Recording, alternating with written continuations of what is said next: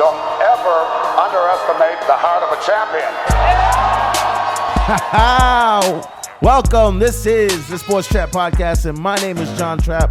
This is Christopher El Chico. Oh no, El Oso Malo. Christopher Rodriguez, and on the ones and twos, Mr. Qual. How we doing? H-Town, what it do? I know you miss us. It's been 2 weeks. Sorry, life has been kind of crazy. Chris, where you been at? Qual, where you been at? Here, waiting for us to do this podcast. What to do, Houston? I've been in line trying to get a Popeye's chicken sandwich. Man, For sure. Everybody's sold out. I tried to actually give us a little Popeyes and Chick-fil-A challenge, but I could every time I ran into Popeyes, on the window, it already said we're out. Sign up and everything. Sold out. It's a marketing tactic, I tell you. I don't know, but I really wanted to break that out. But yeah, man, we got a lot of stuff to talk about. Somebody retired, you know. Somebody might be traded. Clowney. Dolphins looking like they're trying to be a trade partner for Mr. Jadeveon Clowney. We'll see. What the hell are they giving up? I don't know, man. That's equal value. A lot of fans trying to keep him in Houston, seeing what we can do to try to make this an amicable, I guess, rejoining and re-signing for Mr. Jadeveon Clowney. Also, Astros still rolling. Astros still doing their thing. George Springer, Jordan, Altuve, man. I can't forget Altuve. And I want to get a little college football a little later on, but first and foremost, we have to start with that 34-0 Texans versus the Cowboys, and 34 wasn't put up by the Texans.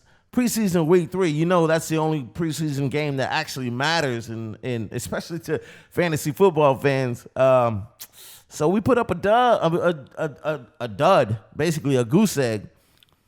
So what you think about the Texans after game week 3, Chris? Ooh. First of all, if you're a Houston Texans fan, if you're a Houston football fan, the one team you don't ever want to lose to is the fucking Cowboys.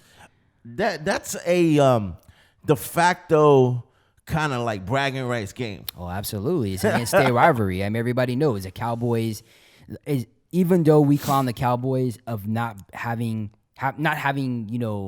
won a Super Bowl in over 20 years, at the end of the day, they still have won way more Super Bowls than the Houston Texans, and they are still the top team as far as revenue goes. And you can go all across the United States of America and even the world. Cowboys is still the it team as far as people loving and watching and reminiscing. And I say reminisce because most Cowboy fans, all they want to talk about is our past championships, but that's what they do. So, like, that's just the one team you never want to lose to. And I know, John, I've heard it.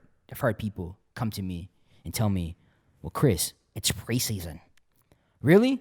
So you're okay with us losing to the Cowboys preseason, regular season, over there in Europe? Not at all. You shouldn't be. And if you're that fan, you're the reasons why the Texans continue to be our garbage franchise. Well, okay. So take what they say, right? And of course, 34-0 in the preseason is a little bit of inconsequence, meaning it doesn't hurt us or necessarily go bode bad or good for us.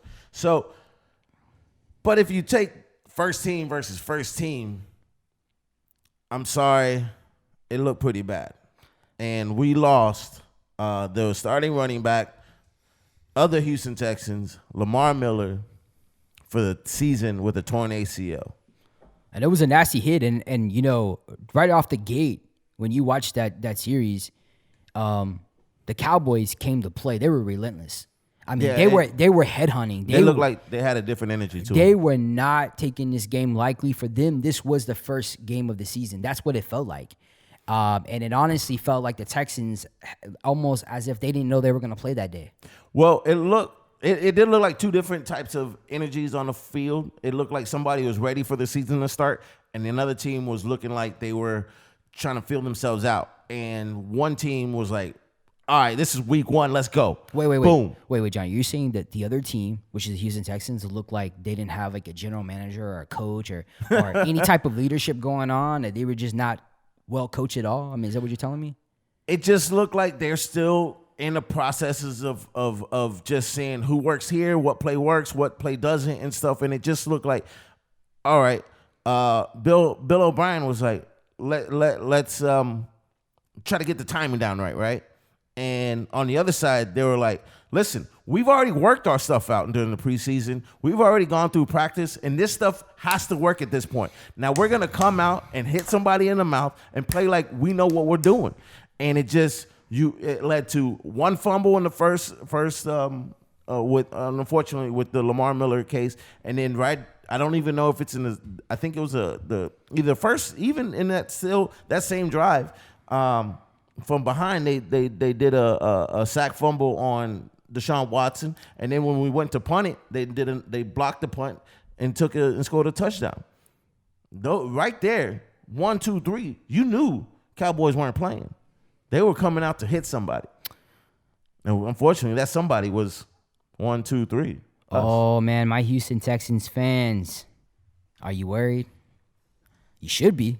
You should definitely be worried. I mean, this right here is, if there was a crystal ball, right, and we could see the future, we just saw the future for the 2019-2020 season. You're looking at, and it's interesting because Deshaun Watson never got a throw off at all. Yeah.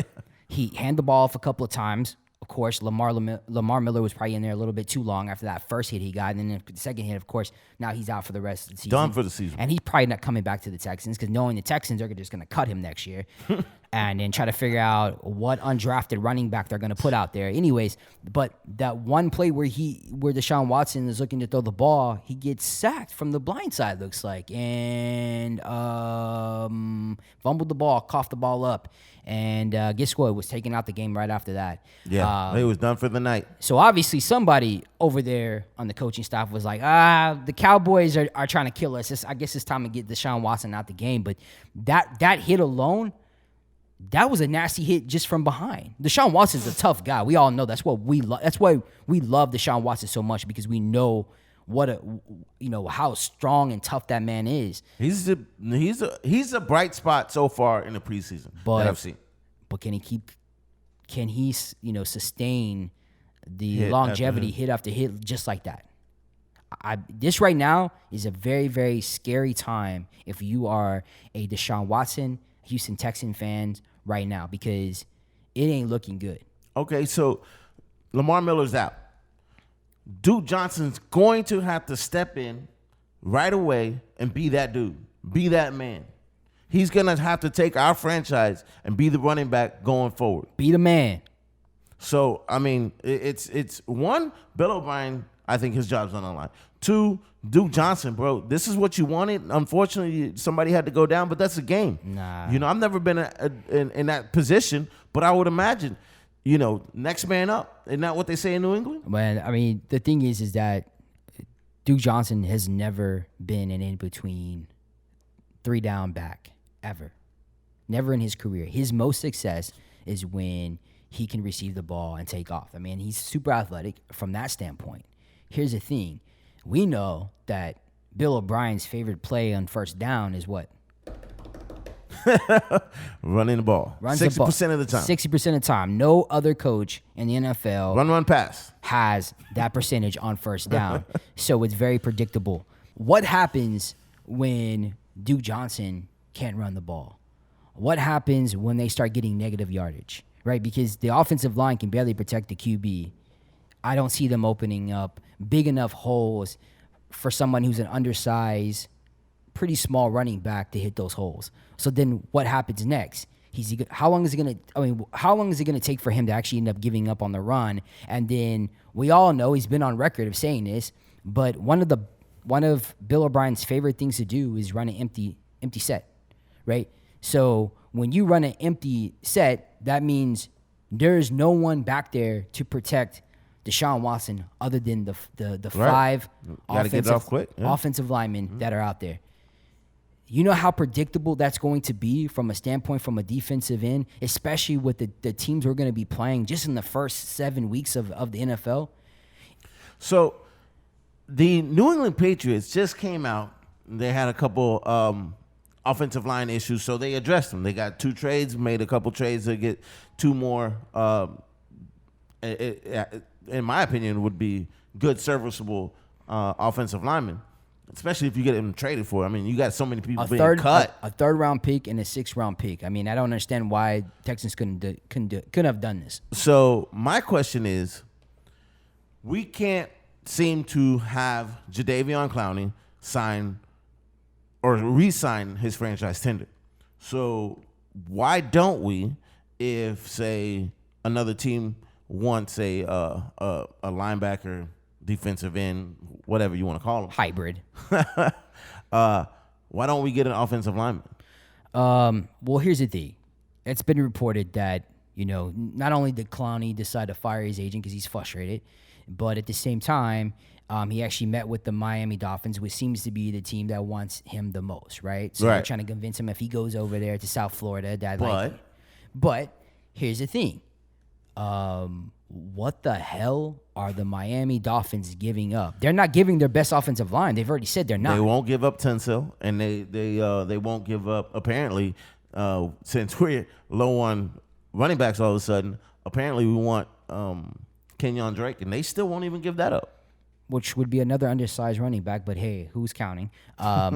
So at this point, even if Jadeveon Clowney, who's a beast, who's a freak, who at any point would help any defensive scheme, including ours, most importantly, let's just say that he decides that he's going to go ahead and sign the franchise tag and agree to go to Miami. We're not even going to get equal value for someone who was a 1st-round draft pick. Right. Number 1 draft pick overall. Number 1 overall. So what the hell are the Texans doing?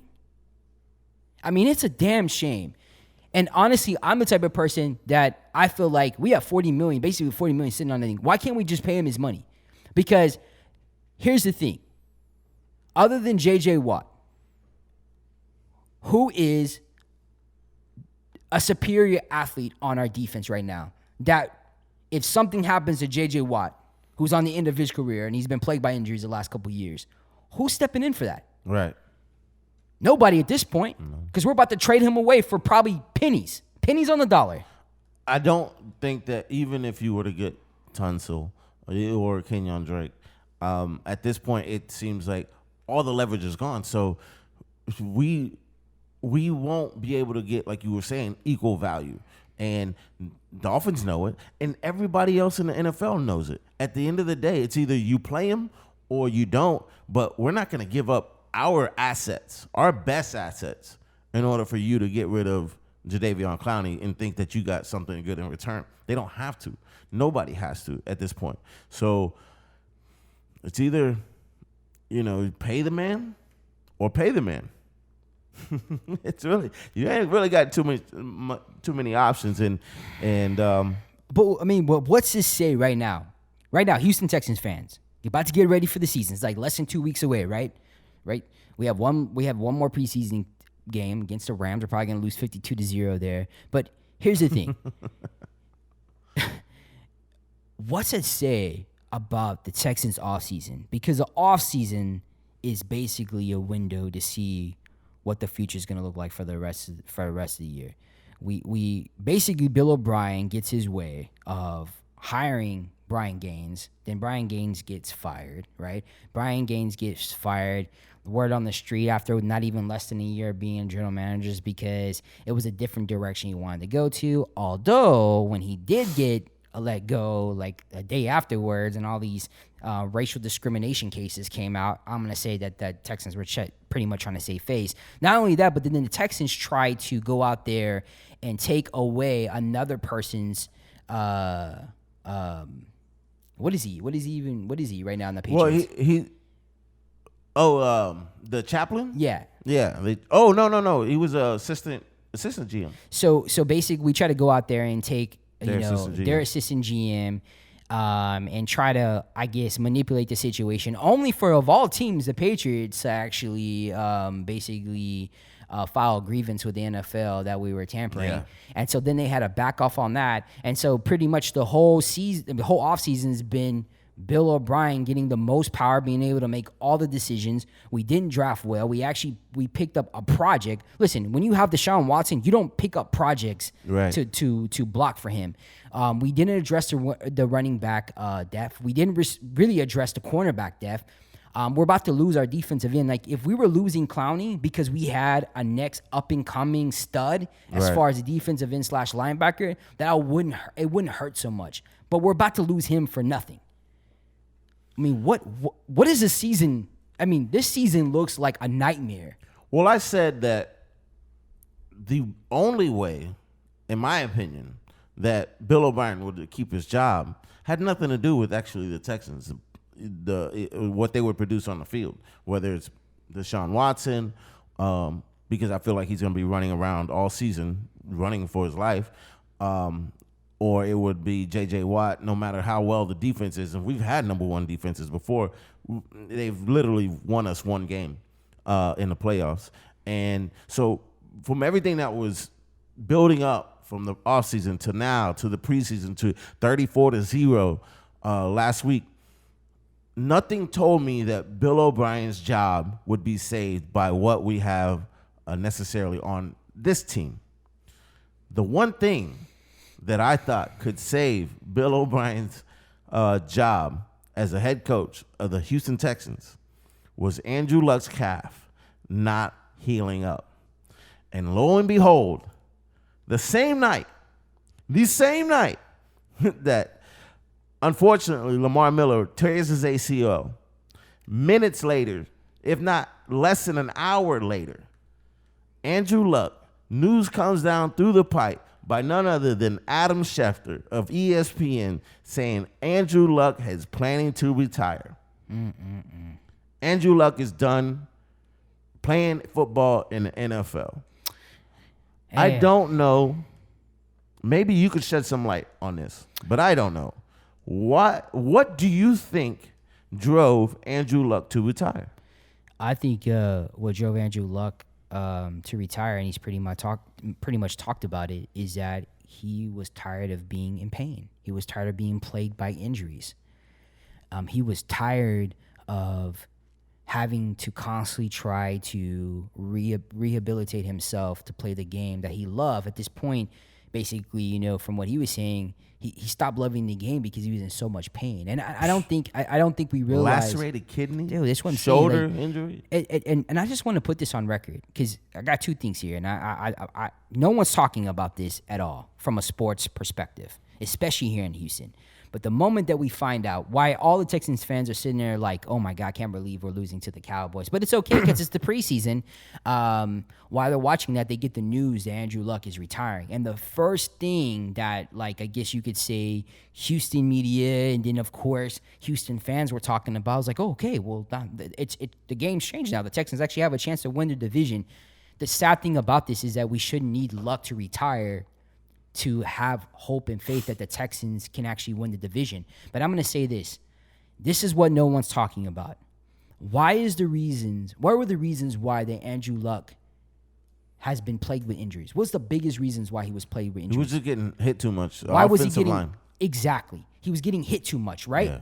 Because they didn't have an offensive line. No. All right, so who's a team right now that doesn't have an offensive line? Houston Texans. Okay, so we know that after Peyton Manning left the Colts, that Andrew Luck was a future Hall of Fame receiver. The guy. Yeah, the guy. The best quarterback to come out of the college, the NFL, in a long time, right? Yeah. But then they didn't have the offensive line to protect him. And so he took a lot of hits he shouldn't have taken, right? What happened a couple years with the Texans? We drafted our first real franchise quarterback. And then since then, he's been hit the most since he's come into his rookie season. So when I look at Andrew Luck and I look at Deshaun Watson, they're very comparable athletes. They're sneaky fast. They're built pretty strong. Right. But they can only sustain so many injuries. So when I say that this is the future for Deshaun Watson, the future of the Texans, I'm also looking at Andrew Luck, and I ask you, Texans fans, if Deshaun Watson keeps getting hurt, he got injured, he got hurt last year and the year before. Yeah. He keeps getting hurt. Are we going to be looking at Deshaun Watson eventually coming out and pretty much saying, I'm retiring too because I can't keep living in pain? Well, the NFL, man, I'm sorry, it's becoming a players' league. And as you become a players' league, you have to understand that players in power now have the empowerment and the ability to say that, hey, I don't want to play like this, I'm injured this way. And they're more worried about their bodies than ever before, especially if you're in a position to be like a Jadeveon Clowney and you know you have a job tomorrow, immediately the next day, say a team were to cut you. But, excuse me, the NFL is becoming more and more that way. And they're paying their players as such. And now when you have somebody that just says, you know what, I don't like the business of the NFL and how they take care of me, how they proceed to have doctors just push you out like gladiators, basically. And no matter if you have a lacerated spleen or kidney or your shoulder injury, whatever, whatnot, it will drive them to the point where, you know what, I made my money. I don't need to do this anymore. I don't need to continuously be in this cycle of pain.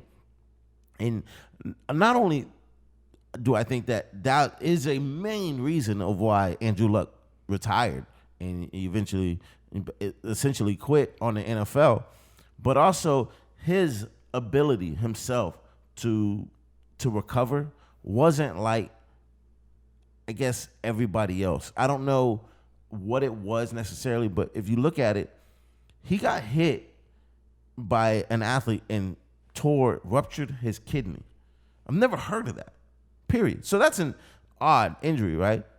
Then he gets injured with his shoulder, tries to play through it. You loses a year completely on his throwing shoulder. It took him a year to get over that injury, right? Now his calf. And for some reason, it wasn't getting better. Nobody could diagnose it. And at some point, he said, you know what? Forget it. I love this game. It's given me everything that I would ever want objectively, but I just can't keep doing this. I can't live like this. This isn't fulfillment of life. And for somebody in his position, like I said, to have the ability and to feel empowered enough to say, I'm going to step away, it's going to happen more and more and more. Patrick Willis did it.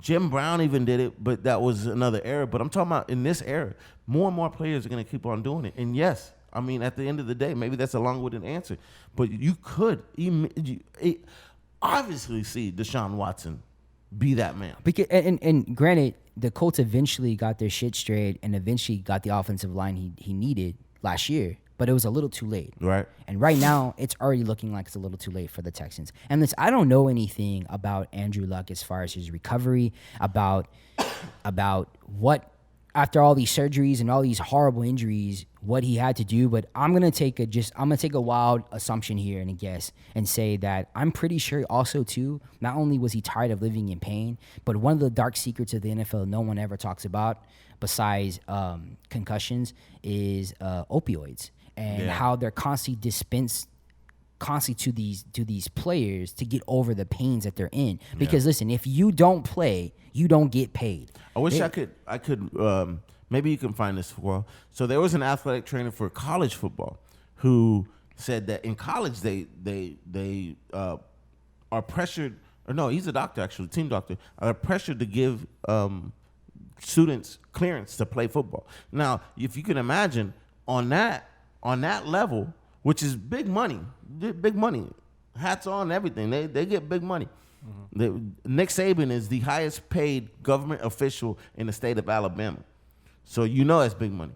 So if that happens on that level, what do you think happens especially on the NFL level? Yeah, man, you make a good point, especially in the sense that, look, you have to understand these players know, and this is why I love the NFL. This is why I hate the NFL, that you could get cut and not get paid all the money that you signed because you're no longer serviceable. Right. So these are why these players are on behind closed doors are smoking marijuana. This is why these players behind closed doors are taking all these crazy ass opiates. The problem with opiates is that not only does it become highly addictive, and we just saw what happened with Johnson and Johnson finally being, basically they were charged, they lost in a lawsuit. But being in mental health, I can tell you right now that one of the things that we don't like to say is the word junkie. Because a lot of people who are addicted to heroin right now, they started off by being addicted to painkillers because they were living in some type of traumatic pain that they experienced, whether it was a car wreck, whether they were shot. Something happened, they were living in such pain, and unfortunately they got a horrible doctor that was just giving them and drowning them in opioids, and the next thing you know that doctor can no longer give them, and so they have no other choice but to go out there and seek things like heroin. Listen, I don't know for a fact if Andrew Luck is on opioids, but I'm almost assuming, and I'm gonna take a wild guess here. Like I said, I'm saying the owner got caught. Well, that's another story. I'm only saying that in order for him to come back, and from what he's saying, how much pain he was living in, I'm almost betting that he was taking something. And not only taking something, a lot of these athletes don't like the way opioids make them feel, the side effects of it. Right. And, at this point, he's made enough money in his life. Yes, he may not have equaled the... Man, that'd be something. I mean, like you said, that they brought up the Johnson & Johnson thing and the opiate epidemic that they've created, well, at least are liable for $572 million worth of liability, to be quite honest. But that'd be something if it just, you know what? Andrew Luck said, listen, I don't like the way my life is turning out. I don't like how I'm addicted to say, and I'm not trying to cast any aspersions, as Stephen A. Smith would say. But, I mean, wouldn't it be something if that were the underbelly of the NFL that nobody really is talking about? Well, I mean, that to me, that'd be just as big as CTE. Not only do I think that it is, but there's a reasons why all the owners across the board are trying to find a way that if players test positive for marijuana, to not make it to where they're banned. Because a lot of these players are looking to marijuana and CBD as a way to try to recover from all the pain that they put their bodies through. We don't realize, like, as much as we cheer for them, as much as we get upset when they don't play on fantasy football, these guys are basically cars crashing into one another. Bro, yeah, 100%. It's ridiculous. And at any point, they can lose their life. I mean, we saw what happened a couple of years with the Pittsburgh Steelers, and what happened to him. I forgot his name. Jesus. Swerzer. I mean, this guy was a beast too. Ryan Swerzer. But did you see that clip where he was running around? I mean, that's tough to watch. And think about how long Ryan Scherzer. Think about. Ryan Shazier. Think about how long it took for him to recover. Sorry. At one point, they didn't think he could ever walk again. So like everybody knows, if you have the owners that are like, hey, if they test positive, let's make, basically not saying that you can smoke marijuana legal, but you can't get banned games for it. There's a reasons, because they know, and we all know this. I mean, they're using this in the field now. The way they're weaning people off of opioids is actually using marijuana. So there is a way to help them with that stint. Well, I want your reaction to a couple of things. One, you saw Gronk, right? Yeah. You saw Andrew Luck. Andrew Luck's press conference was heartfelt. There's one instance where he was thanking a few people, and he said mom and dad, and he looks up dead into the camera, and he just, you felt how tough a decision it was for him, and that's when he almost broke down.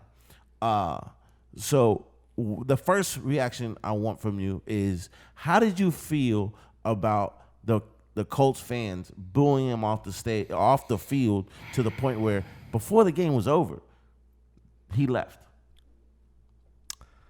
I mean, I'll say disappointed is the first thing that comes to mind. It's like you never want to hear that. Like, it was kind of weird though too. It's weird. I think it's all weird, right? It's the timing of it was weird.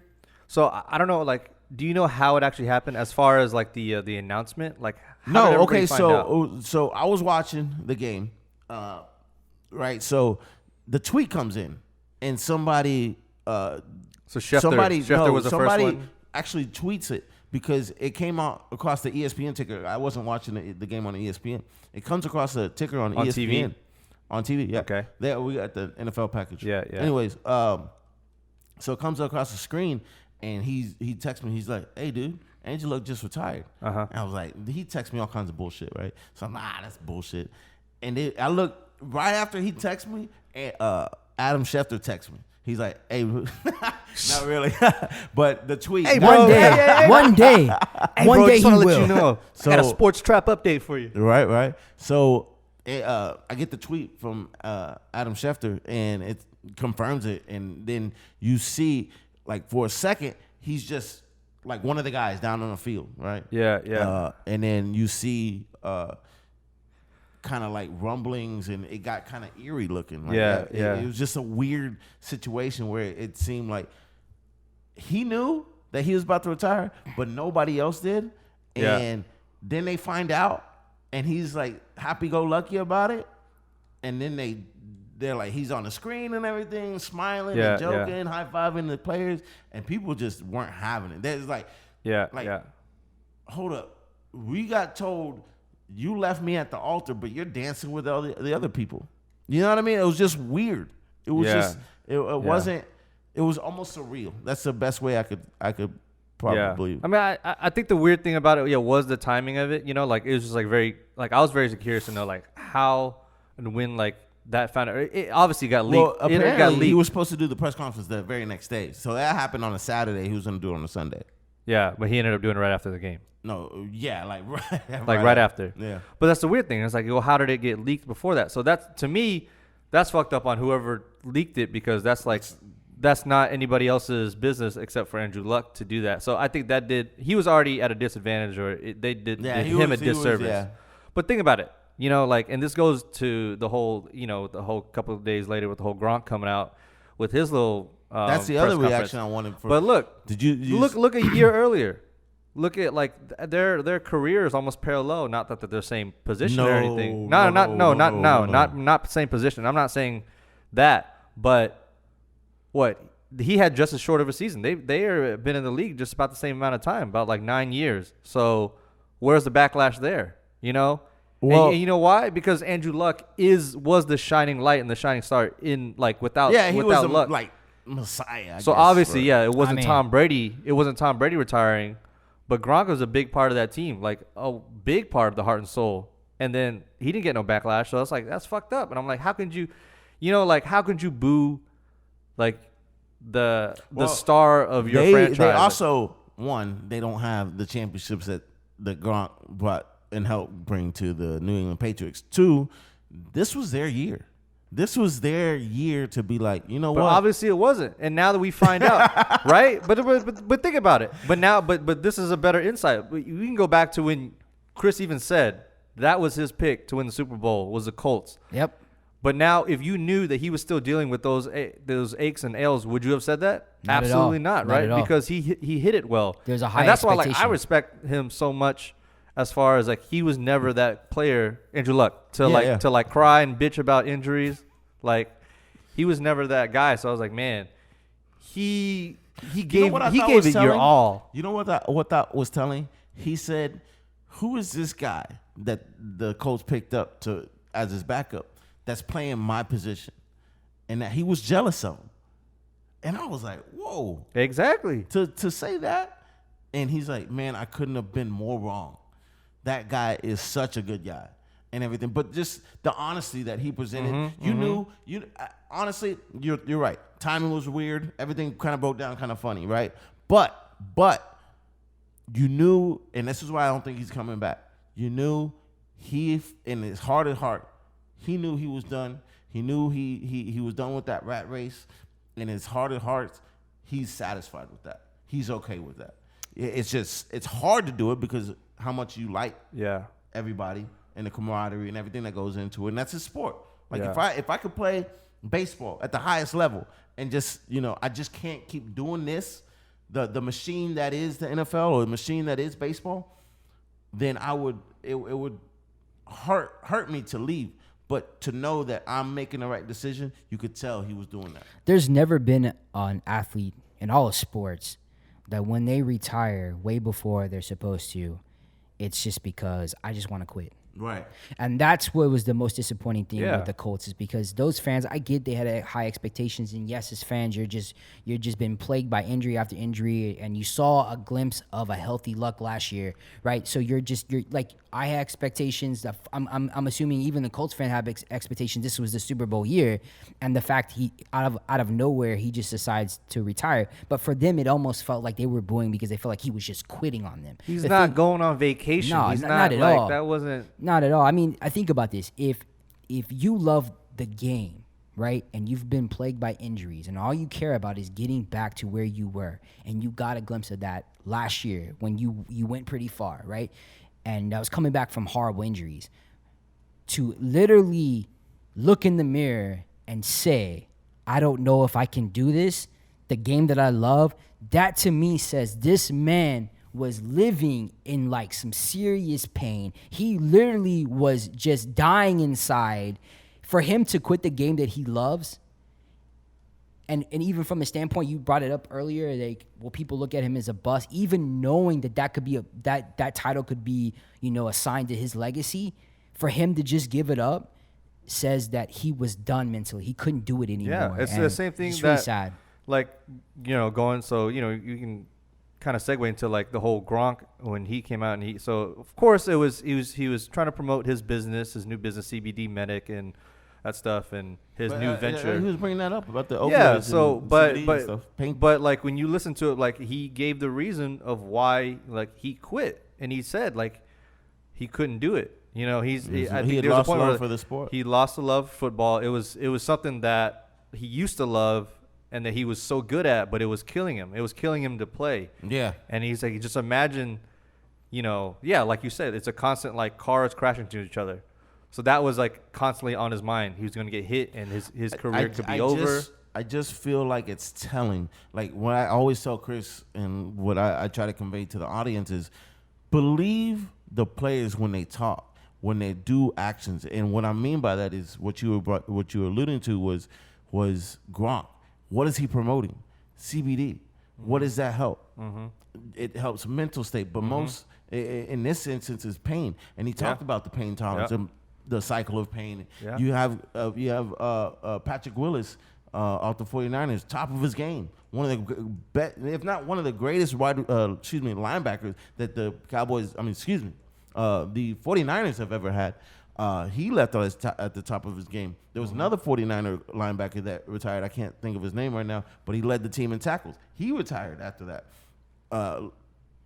Countless others are starting to retire, and it's telling you it's because of the pain. Well, man, I'm gonna say this to the fans out there, because I think that you're misled by their athleticism and their freakish muscles and how big they are. That when they say they're hurt, that they can't play, is because they're just bitching out, or they're just being weak. To me, that mindset needs to change, because most of you fans that are out there, especially that one guy that took off his jersey in the game because Andrew Luck was retiring. I don't know if you saw that. No. He's all upset and he's taking off his jersey. Most of those fans who sit here and get so upset with their players or their favorite team's players can't play because they're saying they're hurt, y'all the first ones to say man up. You're the first ones to say, why can't you go out there and just play through it, when most of y'all can't even get your fat asses up to work out. That's the truth.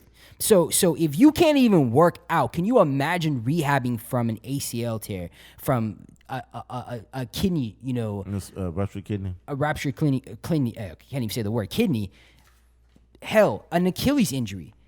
Like most of us, we're on the we go running for like 5 minutes. Like, man, I can't deal with this shit. I'm done. Right. These guys are going out there and risking everything. So we need to put a little bit more respect on these players and quit. Especially in football, but just in general, like we need to stop calling out if a player says he can't play because he's hurt or he doesn't feel right. We need to respect that. Wow. I had an epiphany just now listening to you talk and going over what you said at the beginning of the show when we started talking about this. And I'm telling you now, this road that you have with Gronk and you have with Andrew Luck, do not be surprised, Texan fans. Do not be surprised. This might be J.J. Watt's last year. Matt, I'm glad you said that because I already think this is going to be J.J. Watt's last year. Yeah, the more this happens and the more this cycle is continuously happening with more big name players, more players that feel empowered and the freedom that they don't have to feel bad for making this decision. I see this happening. If not this year, next year for sure, 100%. J.J. Watt's done. Well, J.J. Watt's already been on record as saying a couple of years back that he wants to retire from the game early. He doesn't want to be one of those players that is playing when he shouldn't be playing anymore. Look at him. He looks like a knight. When you look at the way he's built with all the protection, he looks like a knight. He looks like all armored up. Mm-hmm. You know, like Gronk and that's what Gronk was doing. And I yeah. called it when he started putting on that sleeve that looked, it looked like you could just club somebody with it, but it was so much protection.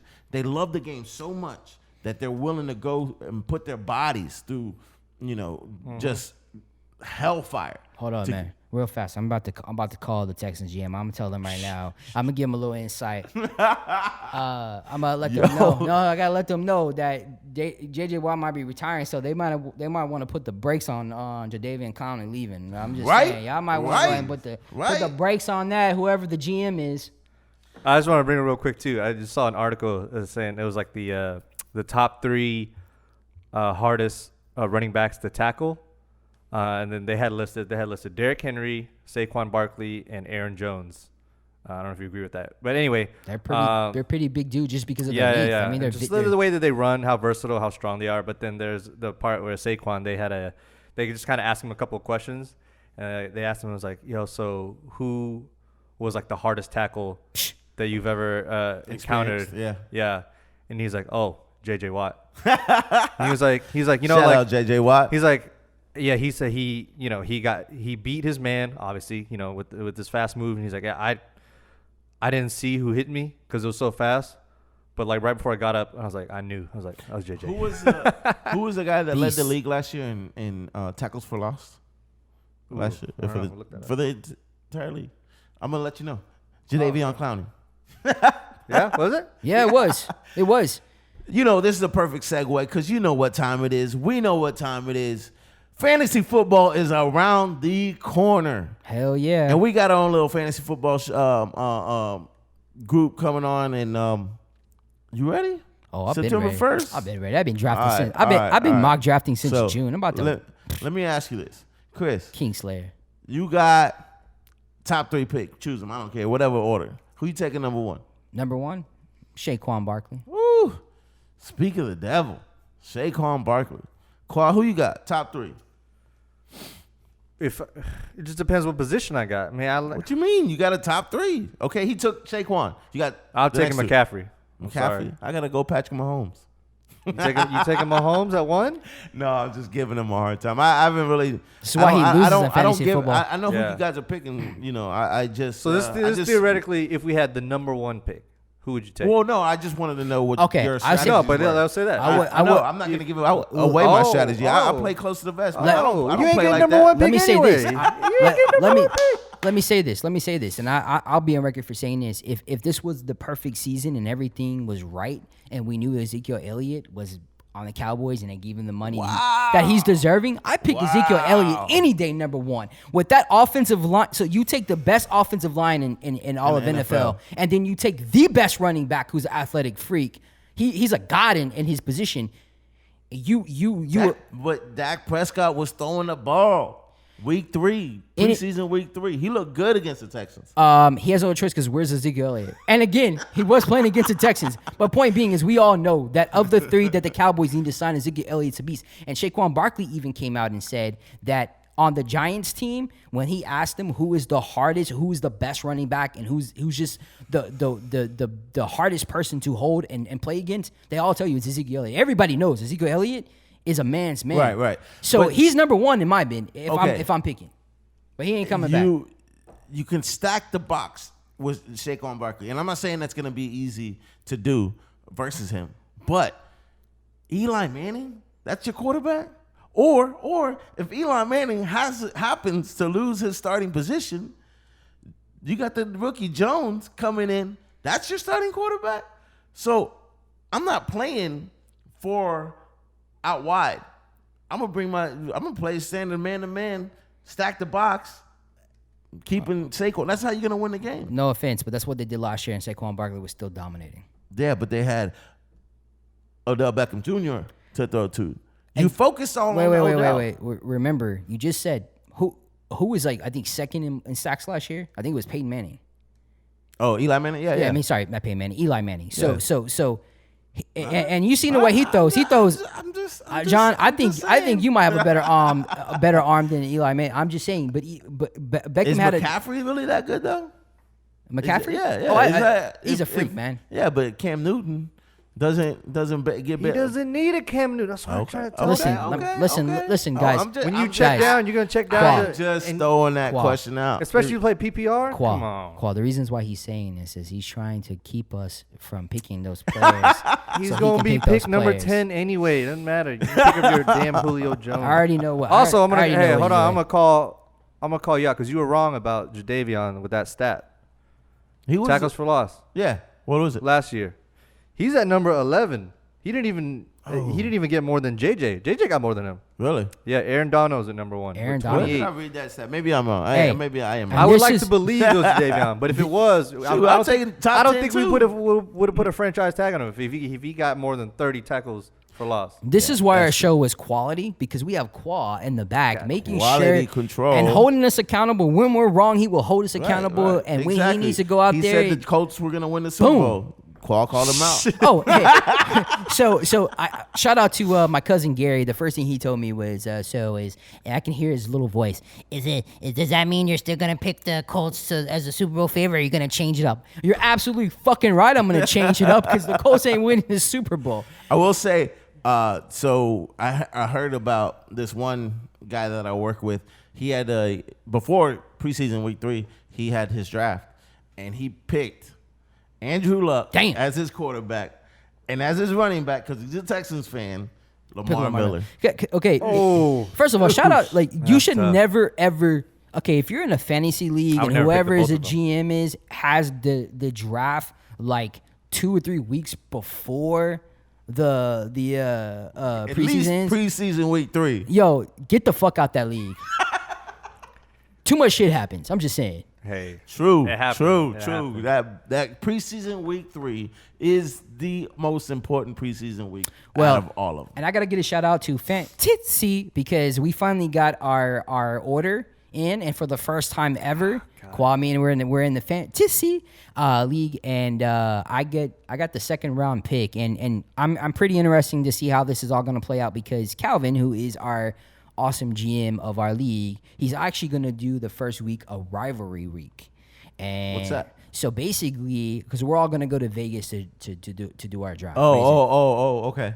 I'm sorry, John. You're not No, part it's of cool. this. It's part cool. of this Whatever, league. man. Maybe next year. Anyways, let's just see how you do in this league because you kind of a bust. We don't allow busts in our league. Anyways, so what he wants to do is champ right here. what he wants in his own mind. What he wants to do here is basically that rivalry week, that first week is basically put like a fun bet. So basically, if your team wins or their team wins, whatever, you have to do something. Just like a little side bet. Yeah, side bet. No. Okay. That's so cool. No, it is cool because you got to do it in Vegas. Okay. It could be horrible. No, I'm just It could playing. be horrible. Vegas sounds cool. No, Vegas doesn't sound cool.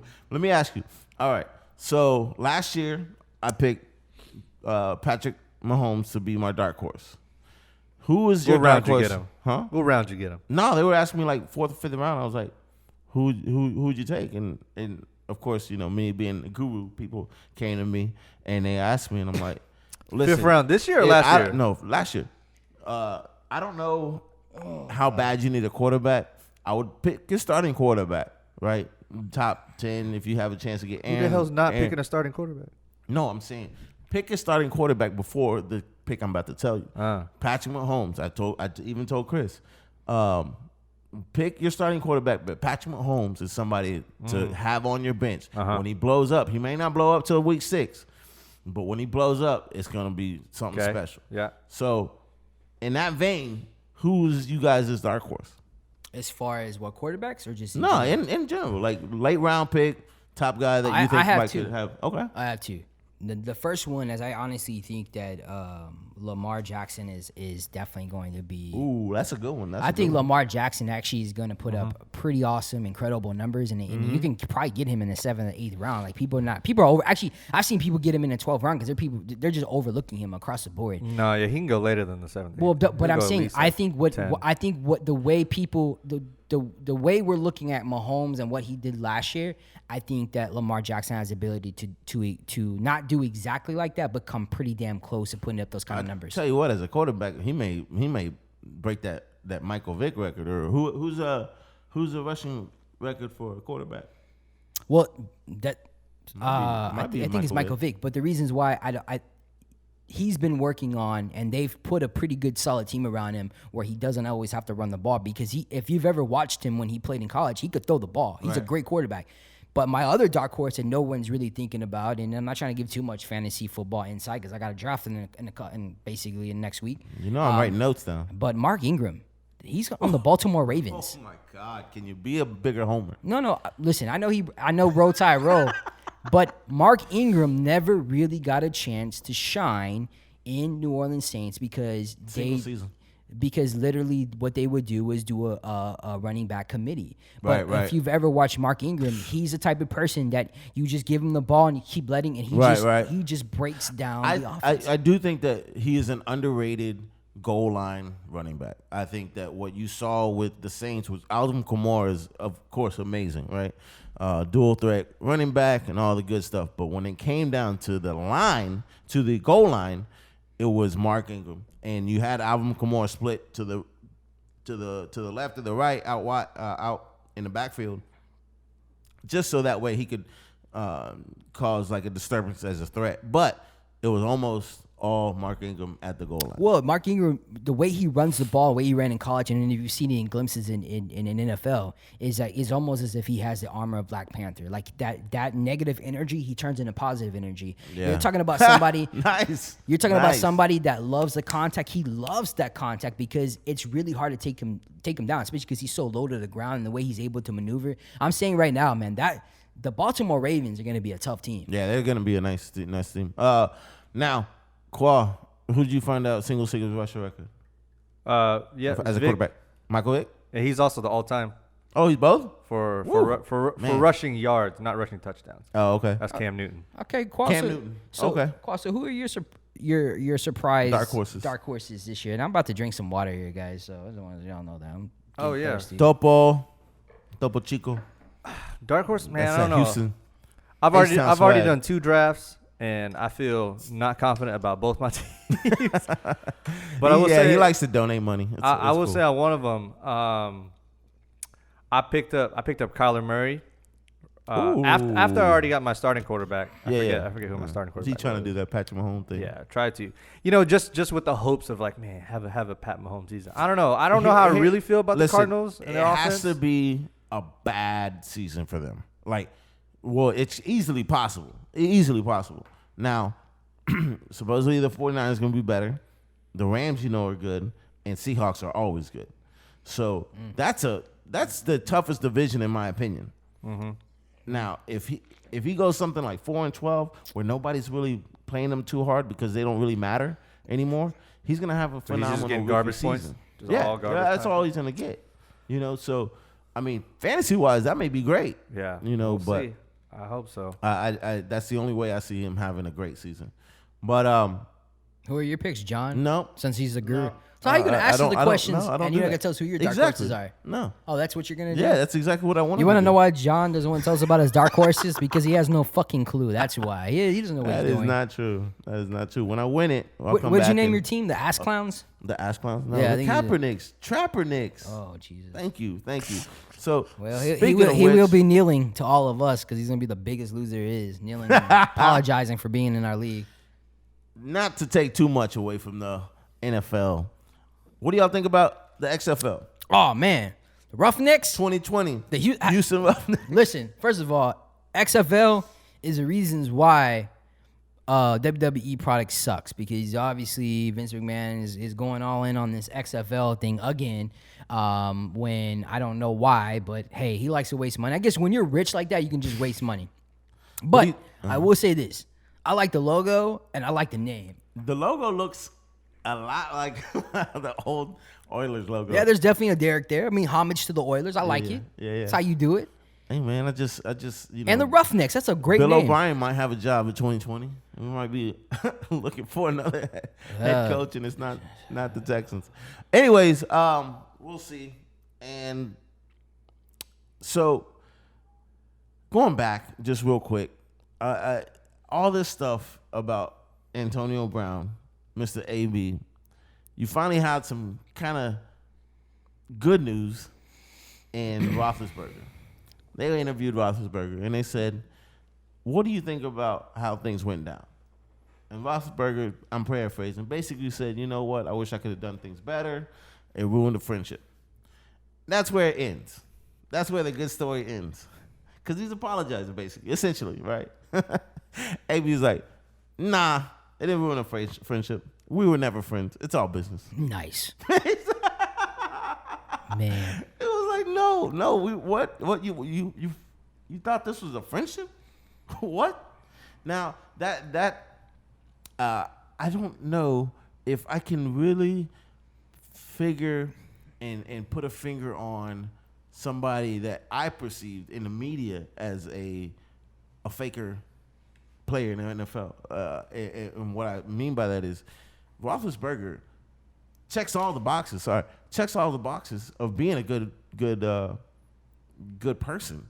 But if you look, he has a litany of things that going down the line that he's had run-ins with domestic violence, something about he got in a wreck with the motorcycle, apparently inebriated. Now this is all alleged, and now AB coming out and saying, "Dude, we were never friends. What is this? What is this fake?" I hate using trying to say fake news coming out that you're saying we used to have a friendship, and you know he's getting called out. But dude, nobody really notices that. Nobody really. Antonio Brown is the villain that the NFL needs. I love it. Antonio Brown has been causing ruckus and trouble. Do you think that he gets a little bit more flack than he should be? Yes, but then no, because I mean, honestly, if you think about it, these are my theories. I think the whole helmet thing, honestly, I think it was just to give more hype to Hard Knocks and to bring more. You really think so? I think so. I really think so, because if you really watch John Gruden's approach to things and you kind of watch the owner and whatnot, even when the owner says, "Hey, you're either with us or not," like it just felt prompted. It just felt like a WWE story. Right. It just felt like, listen, let's bring more hype to the Raiders. Well, that is the Raider way, basically. Let's like Raiders are the bad boys. Let's bring a bad boy, make him out to be a bad boy. Because I just don't think Antonio Brown is all about his money, and Antonio Brown is all about showmanship. And he's actually going to be playing in Las Vegas soon. I just can't see him just walking away from the NFL because he doesn't have this specific helmet. I just think that I do believe that. Well, he didn't. That was all. That's what I'm saying, man. I just think, and then we all, and it's so funny because we all fall into that black hole where we're just like, oh, Antonio Brown, he's just a disgrace to his team. You can see all these people just breaking down. That's like, what I'm saying. Like, come on, does man. he get a little bit? I mean, honestly, what is he really doing? He's going to file a grievance on the helmet, and he didn't show up for practice. Have you seen his feet? I don't think the frostbite thing was fake. That shit really happened. No. Unless so it's not like he's really going out of his way not being there for his teammates as far as like training camp and all that stuff. And Rodgers says I don't need any preseason games to know how to throw. Did you see him out there running like drills with those bad feet? Right.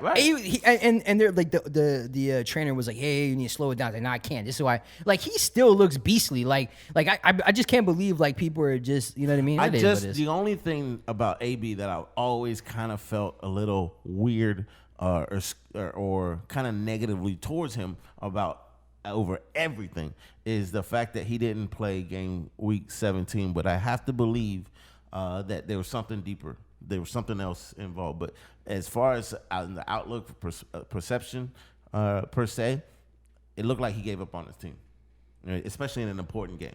Listen, man. Look, Derek Carr and AB are gonna be something fun to watch. I hope so. I believe it, man. That's my dark horse. There you go. I was just NFL about to ask that. fantasy football. Would you consider AB a sleeper? Hell yeah.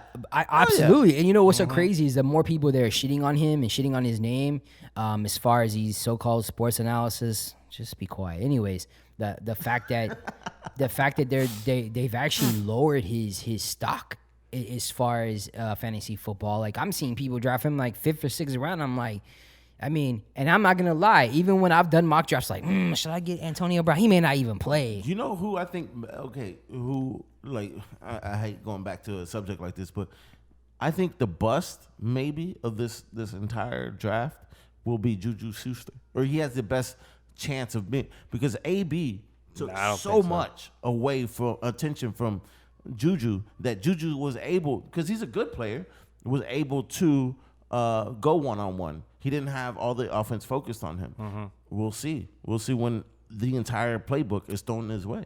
You know what I mean? Defensively speaking, you know, the schemes that they're going to build. I see what you're saying.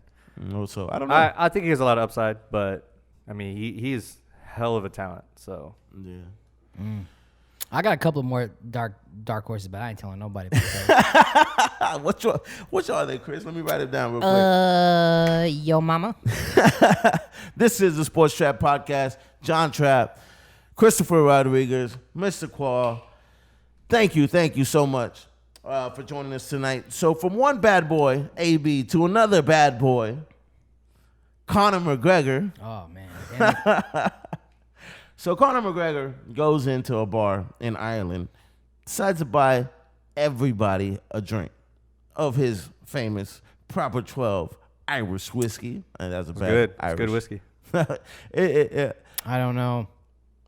He can't drink. He's kind of banned. He's grounded, basically. Anyways, also Milo was also Milo, so he can't drink. Anyway, so Conor McGregor goes into the Irish pub, offers everybody a drink, literally sets down a cup for a guy. The guy moves the cup away so he doesn't pour any of Conor McGregor's whiskey into his cup. Conor McGregor's like, no, here you go. Sets it in front of him again. And the guy goes, he lifts it up in a assertive manner.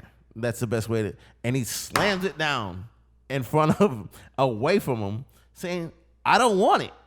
Conor McGregor, for whatever reason, there's no audio, so you can't see or hear. Excuse me, you can't hear what their conversation was. Conor McGregor just lays a left hook on him, and I don't think he got all of it, but he took it pretty good.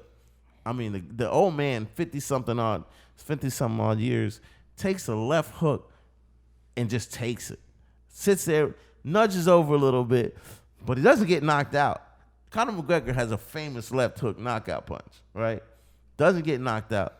Now, here's my question. I don't think it was a real punch. I think he was just love tapping him. Okay. Yeah. So here's my question. What do you possibly believe that man could have said to justify what Conor McGregor did? Your whiskey tastes like piss. I don't know. Shit. I mean, honestly, don't know. But, I mean, I think you and I talked about this. I think the stresses of everything has taken a toll on Conor McGregor. Right. I think Conor McGregor has taken on way more than he could possibly handle. Like, from a what do you mental mean, standpoint. physically, or do you mean like celebrity-wise? I think a celebrity standpoint. I think when listen, what made me become a Conor McGregor fan was his humbling beginnings.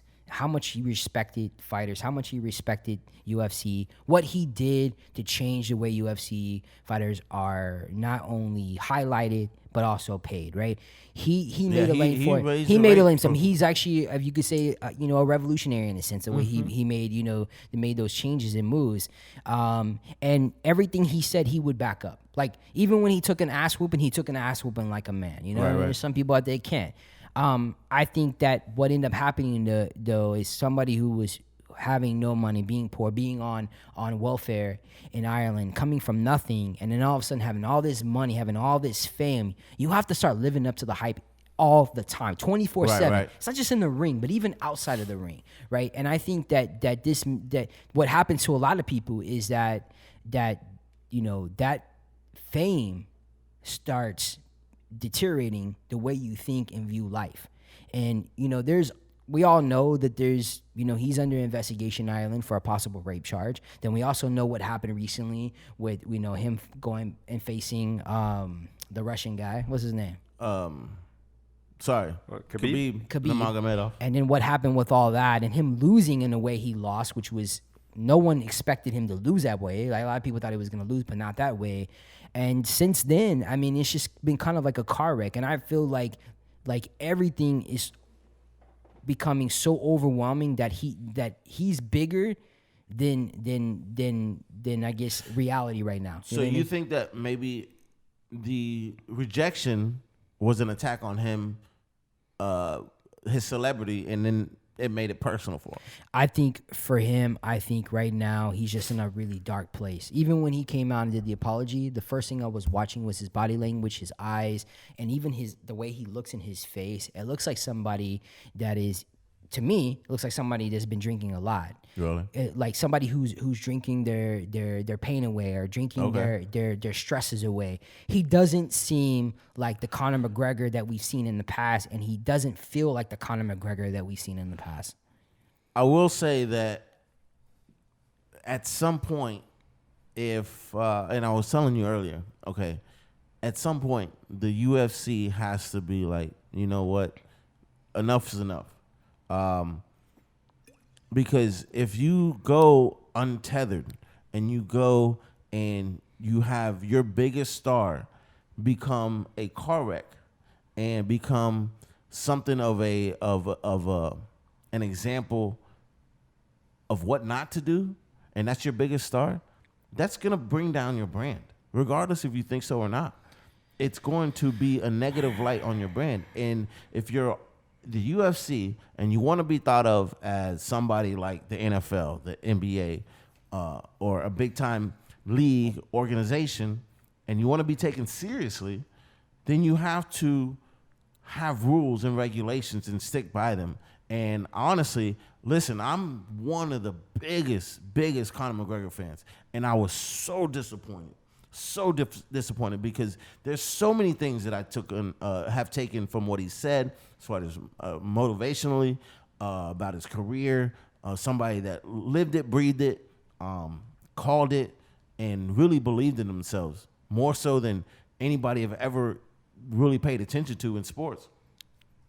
To have him turn into somebody that is literally bullying somebody 50 some odd years, for all intents and purposes, just an old man sitting there minding his own business, taking a sip of the whiskey he probably wanted to drink, and for him to come out and act that way, and the UFC and the organization not do anything about it, it's scary because it's no checks and balances, and I feel like if he gets a fight, he's being rewarded.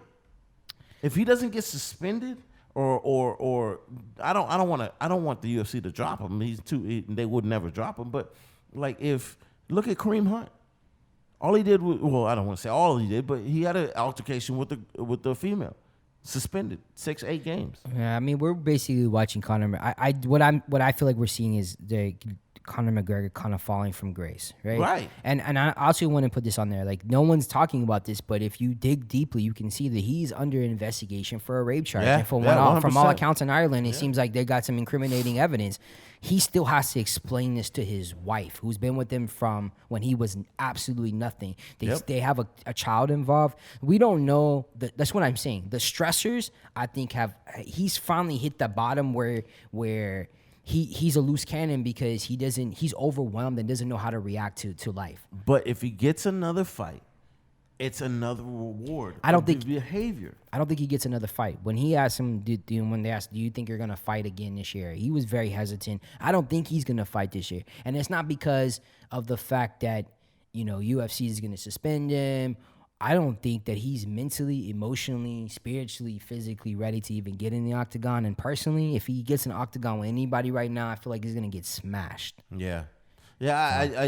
I'm scared that this is his fall from grace. I really am, man, as a fan. Check it, man. And I hope that he gets the right people around him, and nothing is saying that he will. And Chris even asked me, he asked me like, really, what has he done? I'm like, well, he's like you said, Chris started investigating rape charge, and now that's an alleged rape charge. But then, he literally threw a dolly through a bus window and acted like that's no big deal, and he got arrested.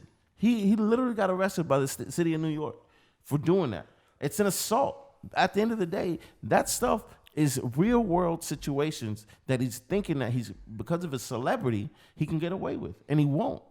And that's the scariest thing, because at the end of the day, and I always tell my son, when I'm here, I'm protecting you. Even if you think that I'm reprimanding you and I'm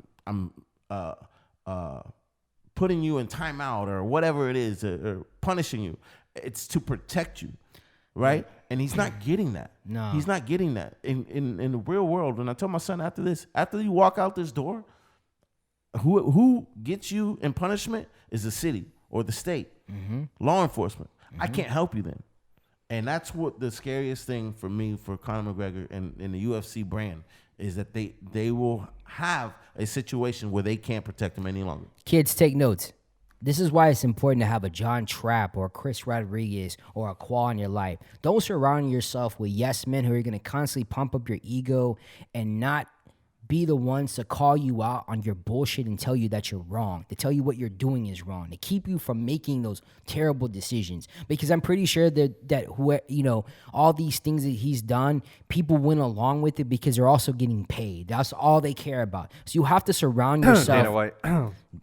You have to surround yourself with people that are not going to basically go ahead and go along and go along with stupidity. They're going to be the ones that's going to say, yo, you're fucking up. Get your life straight or something bad's going to happen. He doesn't have it around him. And if you look at a lot of people, from athletes to movie stars to singers, that's just always their number one issue. They don't have the right people in their circle. They gas him up and he goes along with it because of the egocentric, being egocentric in this field. So, man, that's all I got to say about that. Can you imagine being like a part of his camp and like, you're probably getting paid, whatever, you're getting all these perks, you get to fucking live like the rock star lifestyle, and then, like be around him when he's doing shit like that, when he's like throwing dollies. You'll hear celebrities and say, I just fired the guy.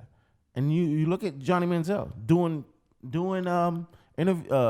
commercials for, I think he's selling insurance. And not that there's anything wrong with it. I'm just saying, like, the fall from grace was you had the world eating out of your hand. And because you couldn't surround yourself with, or nobody was brave enough to say, hey, no, dude, you're tripping, then boom. But what happens when they do? I feel like, They're done. But it's at some point. No, but I'm saying for the people that, like, could potentially be that, I feel like when you get someone like Conor McGregor, I think he's at a point where it's like he's beyond, he's like a superstar status. He can go listen to nobody. It's because he's on that Kanye can't tell me nothing tip. You know what I mean? And that's because, it went for so long. You can't allow your ego to go so deep on the far end for so long. That's why the moment you get to a point where you experience a little bit of fame, you got to have people that's going to keep you grounded in your life. Because if you don't, that's what's going to end up happening. It happens to everybody.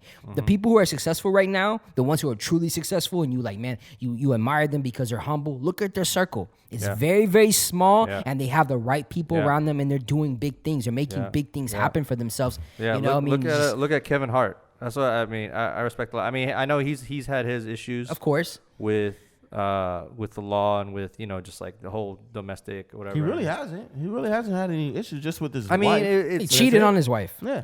But I'm just saying like that. Like he's not like a perfect. It is a big deal, but I'm just he's saying. not like a perfect. He's not a perfect, but he's holding himself accountable, and he's had people around him hold him accountable. Yeah, exactly. And I think he has a good team around him, and he's that circle he has been from day one. Like and then what's beautiful about it is he's helped blow them up too. Like they've started all these businesses and helping them with their entertainment career, having their own like podcasts and things like that. They're just as much celebrities, and he's totally 100% cool with that. When you hear those celebrities talk and the people like Kevin Hart, and I even think about The Rock, when they always talk about their bottom, You know, that's what one thing that they always seem to try to convey. They talk about the is rock humble. bottom. Yeah. They're being so Quality, baby. They're humble beginnings, basically, you know, and they always think about that. And whenever they get to a certain level and they think they can't be touched, they always go back to that rock. And so that's something that I don't know if Conor McGregor can draw that on that anymore. I hope so. Hope against hope that he does. But we'll see. And I really don't want to have to see him go any further down. That's true. I mean, I think you're right. I think that's a common denominator for anybody that you can ever consider a GOAT. I think the reason that they're there, it's a multitude of things. You know, skills, talent, how much hard work you put in. But I think that mentality is you could find in any one of them. Yeah. No matter what sport, no matter what field, if you're an actor, whatever it is, you're Denzel Washington, I think they all have that same mentality of like, hey, I know where I came from. I never want to be back there. What can I do to make myself better? We were watching Dave Chappelle earlier, and I listen to Joe Rogan a lot. And he talks about Dave Chappelle from time to time because Dave Chappelle is the GOAT, is the man, right, in the comic scene, right? So what he does, and it's weird because on his special he says that he doesn't go out too much, right? As far as like he doesn't tour, right? No, he does a lot of small shows. Exactly. So what he does to keep himself humble is that he goes to places unannounced. Yeah, and he just shows up. And like, he doesn't get paid for those either. No, he does it all for free.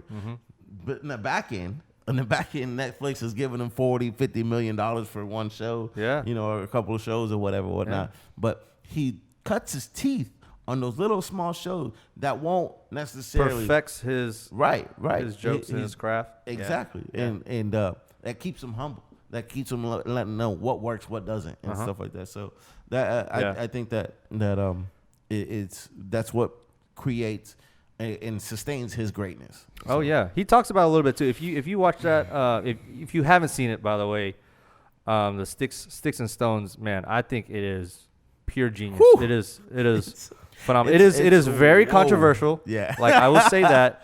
But his level of storytelling and his relatability and it's just like, I think bar none, he's the best comic in the game. It's almost conversational. You know what I mean? Like that. The whole special is like one conversation. It's never like he's telling jokes. Right. And then if you don't know, also there's also like a little epilogue. It's like a 20-minute extra bonus feature. Right, I heard it's a surprise. And it's I think in a couple shows that he did in New York, he basically just let them stay after and do like a little Q&A. And he just answered a couple questions. Then he talked about some of those shows that he did. Oh yeah. Those little ones. One of his favorite spots in San Francisco, where he would just go in and he was really honing in on his stuff. So that was really be cool lucky too. enough one day for him to just be at a show and he just pop up. Listen, a lot of people know with me. John and I have been best friends for over 20-something years, and what's kept us being so close to each other over the years is the fact that we always able when I'm messing up, he can get in my ass a way that nobody else can, and then vice versa. In your ass? Not literally, metaphorically.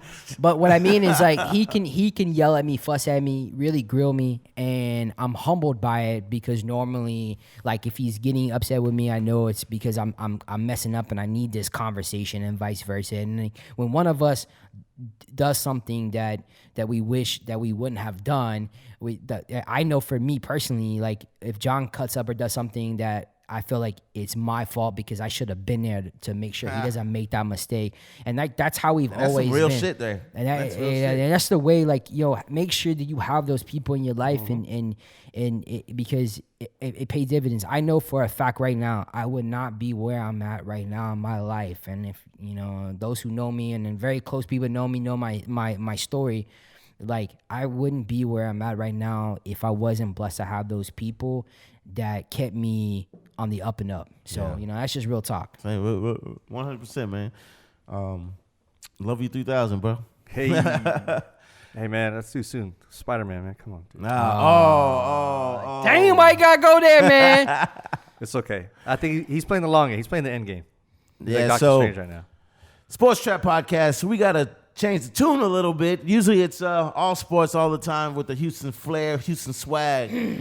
But John Trapp and Chris Rodriguez, Qual, man, what do you guys think about Sony taking back the one and only Spider-Man? Fuck you, Sony. Okay. You got your point? Because I got my 2 cents Ooh, about it. Qual about to go in. I want you to go in because I know you got some So good stuff. real quick. So Marvel came back to the drawing board with Sony and said, "Hey, we want to rework the deal." Apparently, Sony they didn't even answer. So Marvel's like, "All right, 50-50," and Sony's like, "Nope," and that pretty much killed the deal. Fuck you, Sony. So Yeah, so okay, as so of right do you now, know the Spider-Man's details? out. From Yeah, the hit us Do you up. know the Keys. details of that deal? Go ahead right? and tell us right now, Qual. So do you know what that 50-50 meant? The 50-50 means that they both studios finance the movie 50%, and then they also take 50% of the profit. Right? Okay. Yeah. So the agreement they had before, it was 95-5. Right. So 95 Sony, 95 Sony, 5%. 5 Marvel. Right. So to take now a jump from 5% to 50%, like damn, that's a huge ass deal. Now I will say, Okay, or go that's ahead, a huge go ass jump. Right. I mean, 45%. like of course, the turning point was like Spider-Man: Far From Home became Sony's best-selling or highest-grossing movie of all Ever. time. Yeah, passing up. I forgot what it was before, but yeah.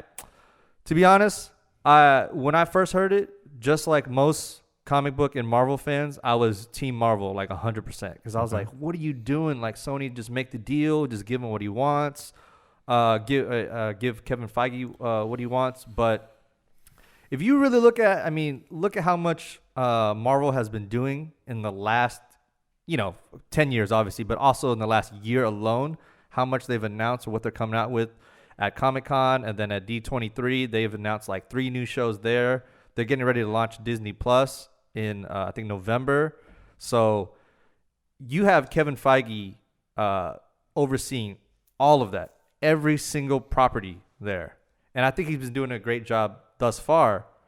But like it's fair to say like, hey man, like I know you want more control over Spider-Man because the end game for them, for Marvel, is to get back Spider-Man, the rights to Spider-Man. But I don't think that's going to happen unless they just outright buy Sony.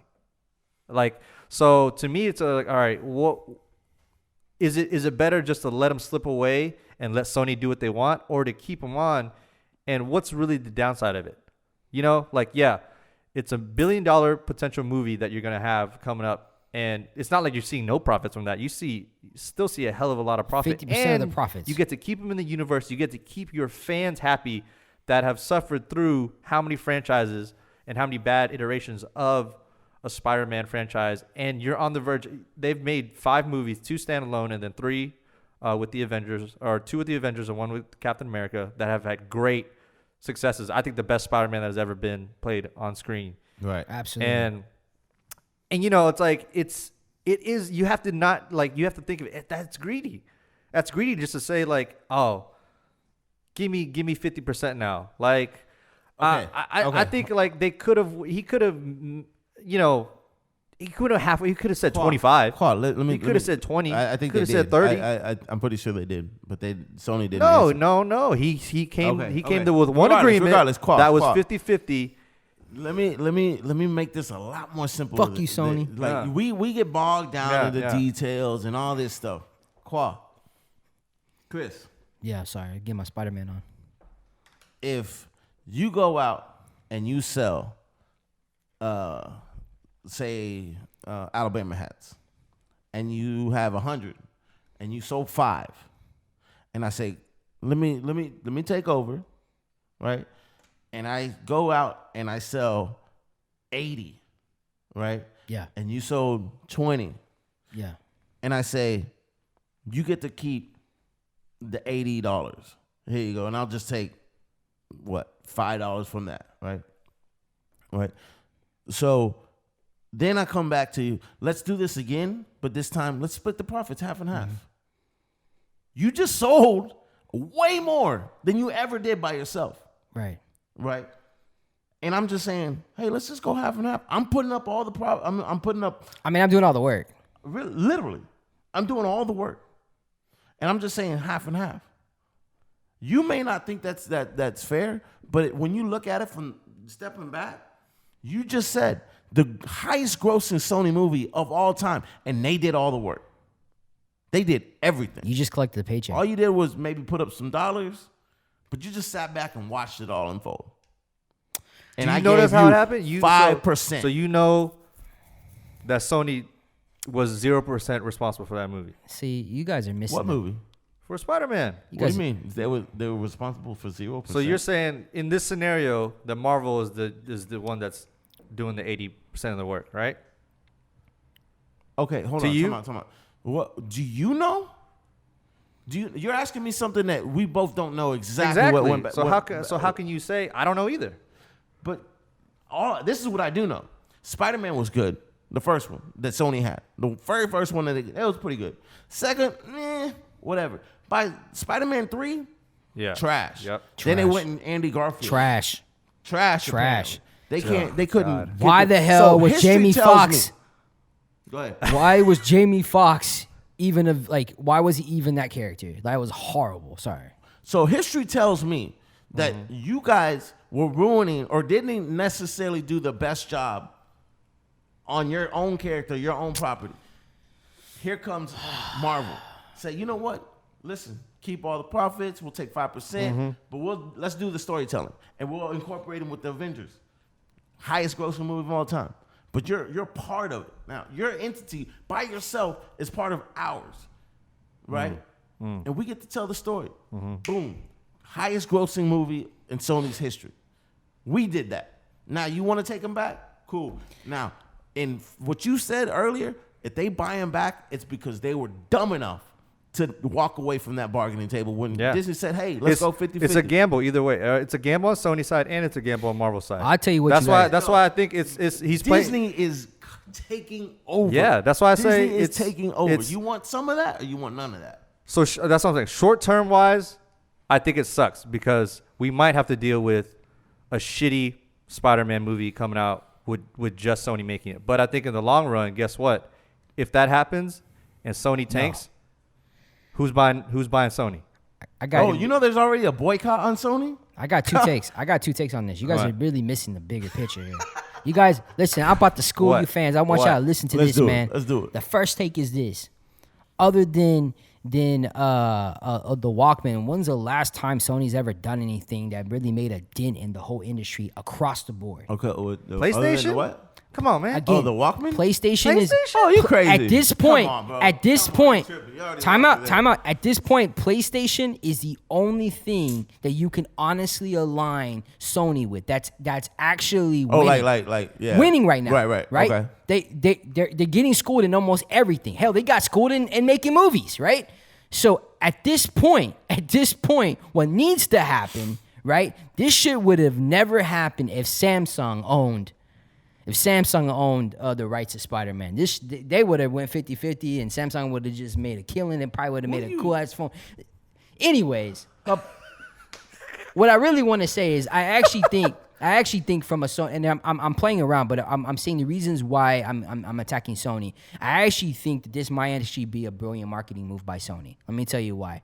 Sony sat back and they looked at the Spider-Verse and how successful that was. And many of us Spider-Man fans will tell you that anime, that cartoon was probably the best Spider-Man Oh ever. yeah, that was a good Right? time. So if you won an take, Oscar. listen, if Sony, if we're going to the level where now Marvel wants 50, right? And you're right, Marvel is being greedy in a sense, and you're trying to get back from a Sony standpoint where you just don't have PlayStation, then what better way to rip the Spider-Man away, right? At the prime. At the prime, and then make your own Spider-Verse real movie, because then you can add Garfield in it, you can add Toby, you can make a whole epic, you can make a whole epic real life Spider-Verse, and you can still use the Spider-Man that was successful in Marvel without using Marvel. Yeah. And guess what? Because they still have Tom Holland signed. For Exactly. 2 movies. So you don't think that people are gonna flock? You don't think this could actually be just doing this concept could even be a bigger or as big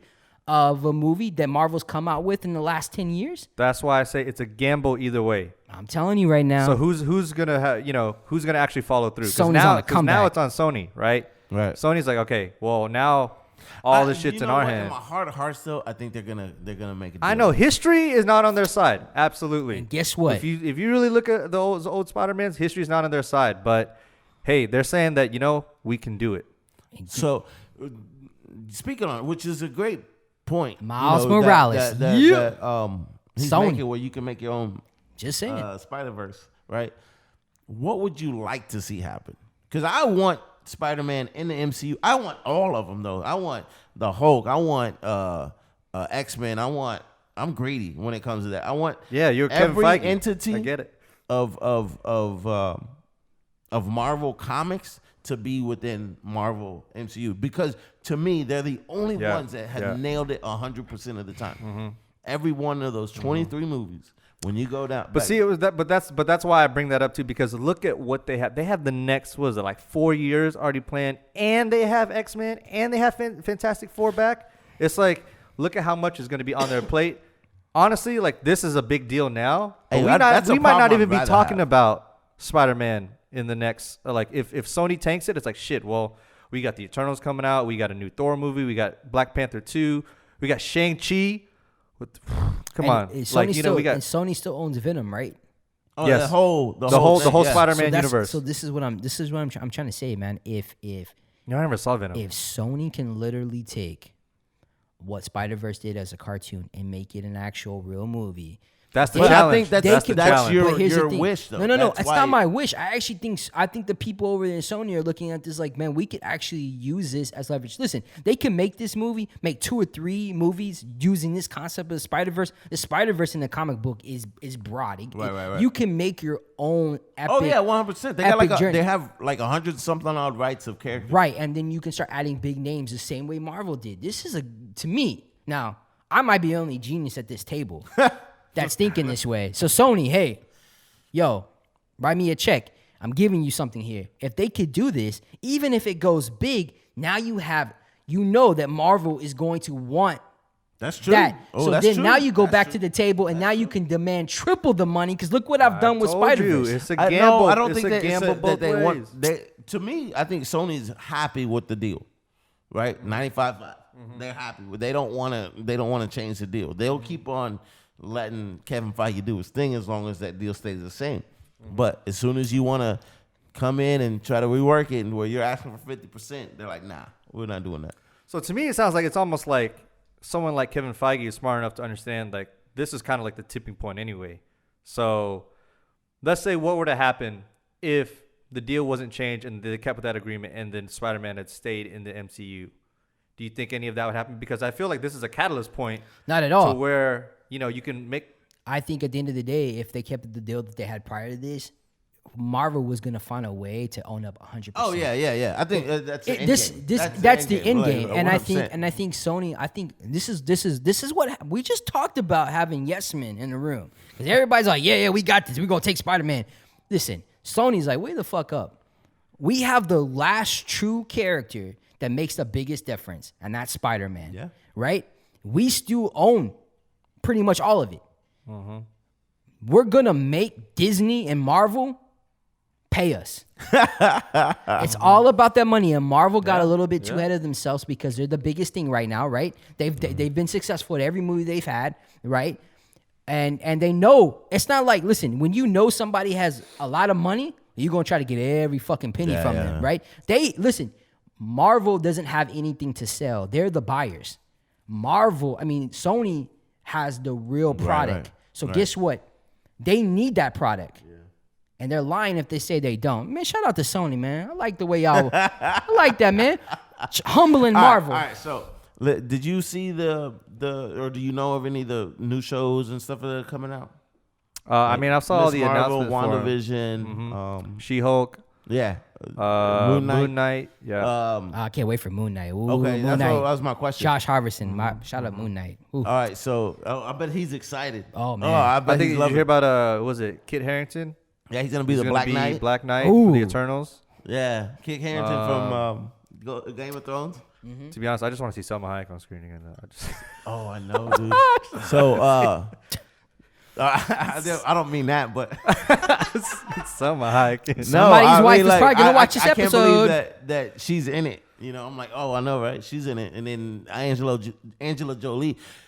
One thing I like about Marvel, though, and everybody's caught up with who plays what, right?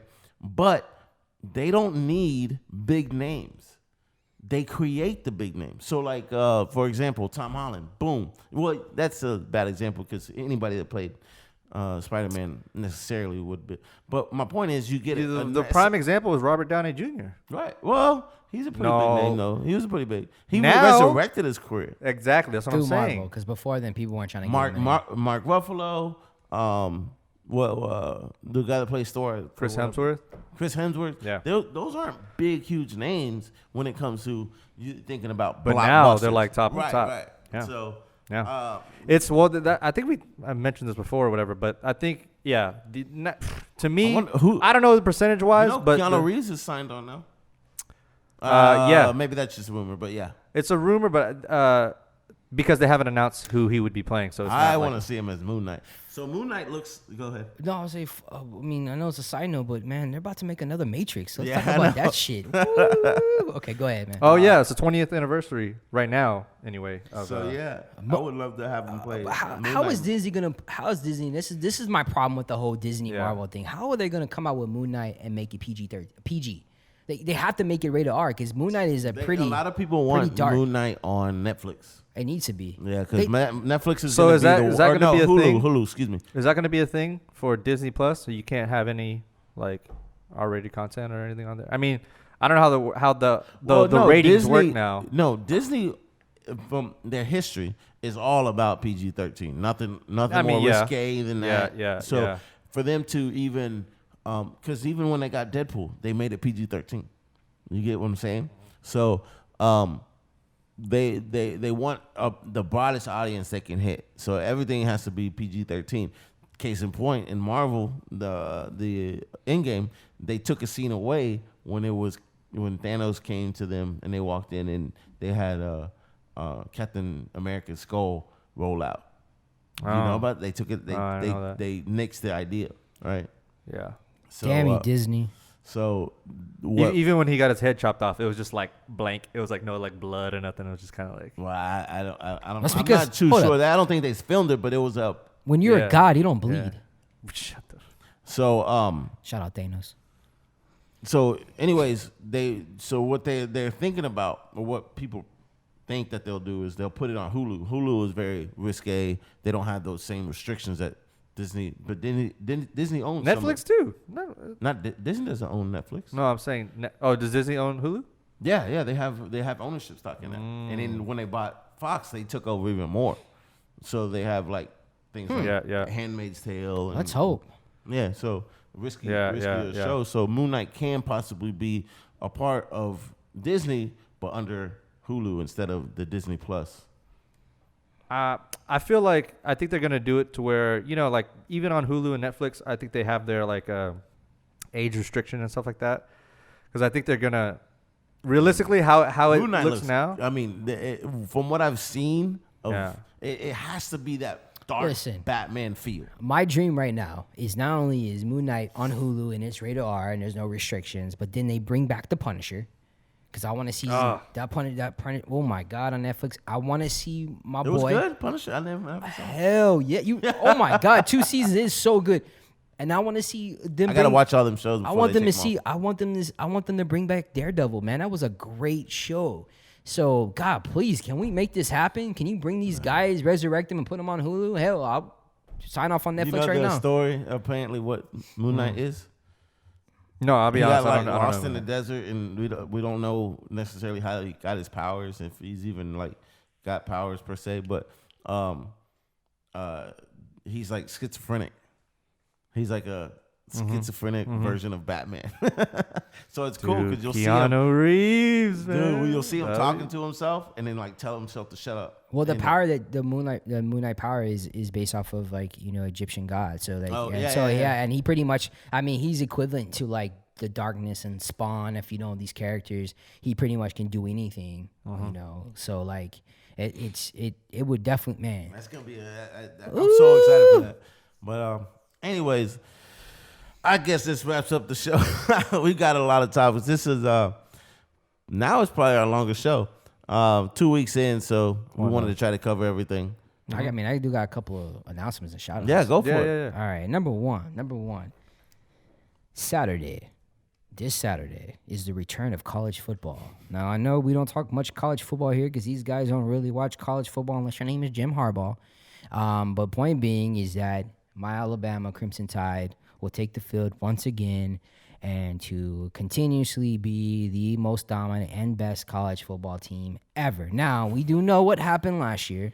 We did get our asses beat by Clemson, but what better way to humble us than to come back fighting and being recharged and ready to take the field and kick Duke's ass. I can't believe we're playing Duke. You know, I can't believe Duke has a football team. Anyways, point being is that if you hate Duke like most people do, you get to watch Alabama whoop up on Duke's ass because they suck in football. But most importantly, this is going to be, to me, one of the greatest throwing seasons of all time for Tua. I think Tua is not only going to walk away with the Heisman Trophy, but he's going to break all records as far as how many touchdowns are thrown. And yeah, this is going to be a crazy year. Now, that's one announcement. So Roll Tide Roll. I want to see the series finale this year, the best out of 5. First one to win 3 championships takes it all. Greatest coach of all time, greatest team of all time in our era. Clemson versus Alabama. It's going to happen. It's probably going to be Clemson. Clemson's tough, man. It'll probably be Clemson, Alabama again. My second announcement is that this Saturday is the big pay-per-view for All Out for AEW. Big wrestling fan. I got some incredible matches. I'm just totally pumped up because there is a possibility because it's in Chicago and there's just been so much speculation. Even CM Punk even talking about it makes me believe that CM Punk is going to make his return to wrestling. And if he makes his return and joins AEW, this is pretty much going to put a hole in the powers that be of WWE. So if you're a wrestling fan, this could be the biggest and greatest thing. And last, but certainly not least, I have 5 years now being married to my wife.